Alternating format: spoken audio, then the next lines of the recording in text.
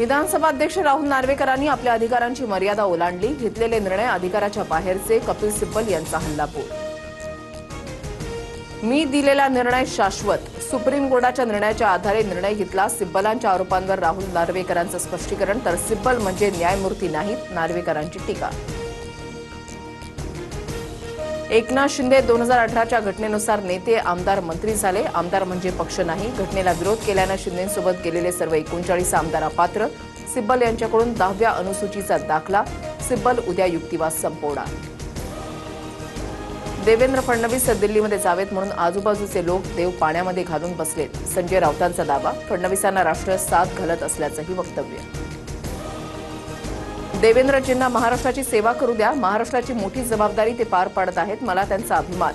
फडणवीस दिल्लीमध्ये जाण्याच्या चर्चांवर अमृता फडणवीसांची पहिली प्रतिक्रिया।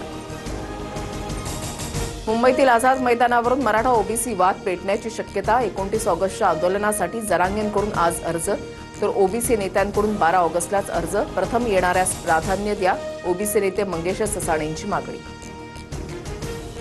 शिक्षणाधिकारी स्वतःच्या मुलांना खासगी शाळेमध्ये टाकतात आणि सरकारी शाळांकडे दुर्लक्ष करतात। आमची मतं हवी असतील तर आधी शाळा दुरुस्त करा, अभिजित दिपकेंचा हल्लाबोल।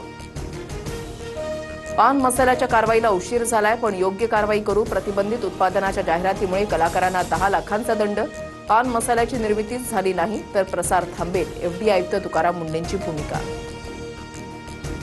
बेळगाव कर्नाटक मुद्द्यावरून महापालिकेच्या मासिक सभेमध्ये गोंधळ। बेळगाव कर्नाटकचा अविभाज्य घटक असा ठराव मंजूर करण्याचा विरोधकांचा आग्रह, तर सीमा प्रश्न सर्वोच्च न्यायालयामध्ये प्रलंबित असल्यानं ठरावाला नगरसेवकांचा आक्षेप।